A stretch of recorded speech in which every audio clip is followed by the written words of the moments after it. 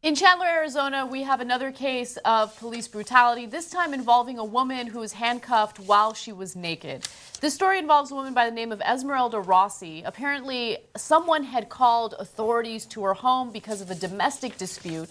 At that point, police officials showed up and Rossi was in the shower. So her daughter had opened the door and told the authorities, well, my mom's in the shower, let me go grab her.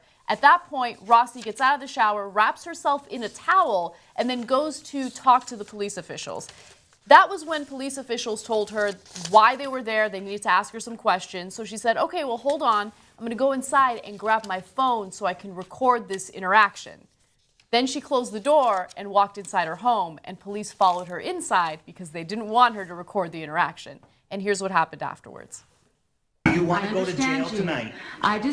I'll take her to jail tonight. No, for and what? I'll get statements from those two What? when I get back over there, okay? No, you will not. No, you will not. I'm not doing anything. I didn't want to touch him. Don't touch me. Don't put your hands. What is wrong with you? I didn't want to touch you. You have absolutely no clothes on? No, I'm in the f***ing shower. What is wrong with you? Get your mom some clothes. I didn't want to touch you. Go get your mom some clothes. I didn't want to touch you. It's amazing. Boy. So the amazing part of this story is not the police abuse, because unfortunately we've seen that far too many times. It's that other cop turned the Rose in. So the one that is trying to handcuff the naked woman there, okay? His partner is like, no, I can't do this. I got to turn this guy in. Yes. Okay? So Officer Doug Rose was the one in the wrong here. Right. And so there was actually an internal investigation that found that what he did was illegal. So let me get to that. The investigation found that Rose entered Rossi's home illegally. He also failed to document key aspects of the call, including arresting, then unarresting Rossi, and the fact that she was naked. Footage from his body camera was also missing. Oh, must have gone on the fritz. They sometimes do that. Yeah. At very convenient moments. Very What convenient. an idiot! The guy, the lady's in a towel, and then once the towel falls off, he goes, "You're naked under this." Yeah. It's So like stupid. I like to wrap a towel around me when I'm fully clothed. When you're wearing a a dummy. shirt and a t-shirt, he's a right? dummy. So, I honestly don't know who they were investigating in the domestic abuse, whether it was her husband or ex-husband or her, we don't know, right? I'm not sure he knew. He just come in and he's like, you gotta the minute she said, I want to record this, that's it, out. you're screwed. Okay, he's coming in, legally, illegally, it doesn't matter. You called him in, you asked him, you didn't ask him, it doesn't matter. He doesn't care. Number one crime in America, disrespecting a police officer. So taping him is disrespecting him, and then when you don't follow his orders, he's going to barge into your house without a warrant. Of course he is, amazing. right? You're gonna get. You're a cop. You're gonna get disrespected. Like, deal with it. Be tough. Be tough. And Ben's right, and they forgot the original point of that, right? The original point was, hey, you got to maintain order. And so you can't have people mouthing off and then creating chaos, and the next thing you know, you've got chaos all around you, and that's a dangerous situation. That's right, okay? But since they forgot the original point, now the rule, the hard rule in America is never allow any disrespect of a police officer. But you create more chaos now. Because so what? I mean, if he had just said, "Okay, go put some clothes on, get your camera. What do I care? I came here to invest domestic abuse, and I'm going to do that. I'm going to do my job."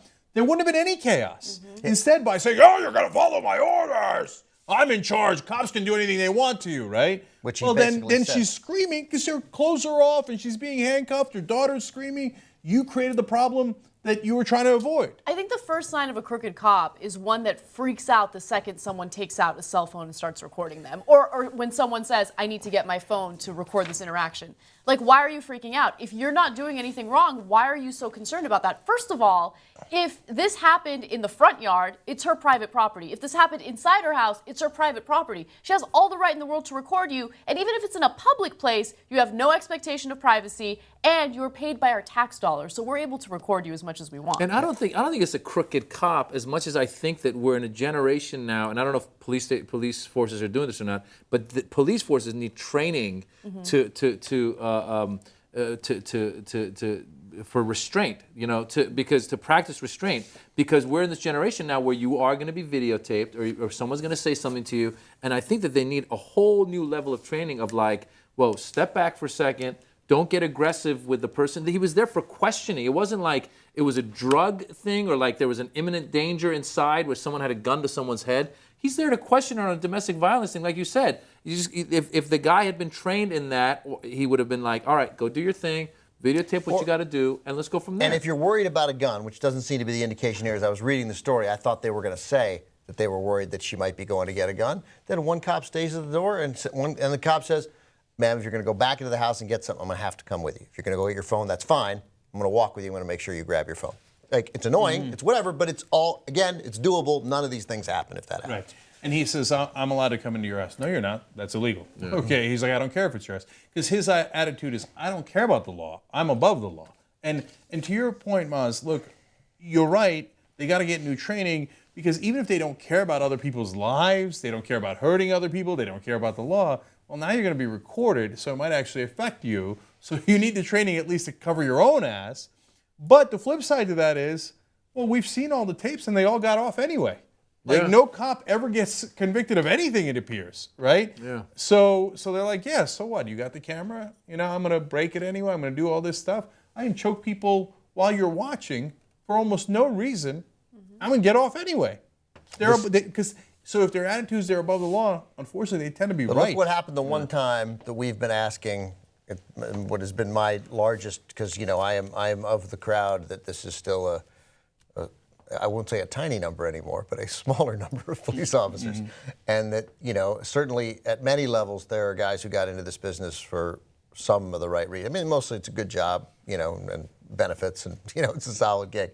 But that, my argument was always massively undercut by the thin blue line, where just everybody rallied behind the cop's behavior, almost no matter what it was. And you was like, where is another cop saying during Rodney King, hey, Larry, he's down.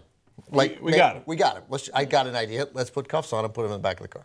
Yeah. Here's what I think we should do. Right. And then we'll go arrest him, and then we'll go and we'll book him, and then you and I will go get something to eat. Like, yeah, we'll go to Denny's. We'll go to Denny's. That's what we'll do. And here, a cop did it.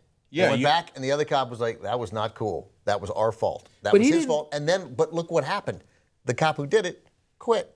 But like, it was so effective that it got a bad cop off the force because one cop did the right thing. But he didn't do it in that moment, which you would have, I agree with you. And it would have been, again, I think if there's training, like they need, I think, modern training for them to go, look, if your trigger-happy partner starts, you know, disrobing a lady in a towel, like you got to go, whoa, like you said, Larry, whatever his name is. It would seem that a guy who complained about it, like, you're right, we don't see it, but I imagine that within some period of time, like they got the other woman clothes, and that other cop probably saw that, like, you know, you're not gonna, maybe you don't undermine the cop in that situation as long as she's not getting beaten. But in the end, I'm not gonna go against this guy because he did say that was effed up, that was entirely our fault, and it worked. The bad cop is gone. He retired. Yeah, and so like in the case of McKinney, Texas, with the swimming pool incident, you see the other cops who are not bad cops, as far as we can tell based on the incident. They step in front of the out-of-control cop when he pulls his gun, okay? And then they go run after the guy. They get his back. They go arrest the other kids, you know, that stepped to the police officer and stuff.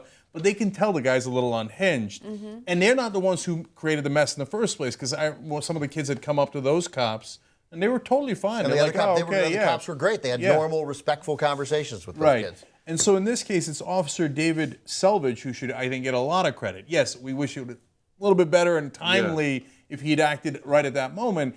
Probably he had something to do with unarresting her, right? Right. Because she gets arrested and then unarrested, right?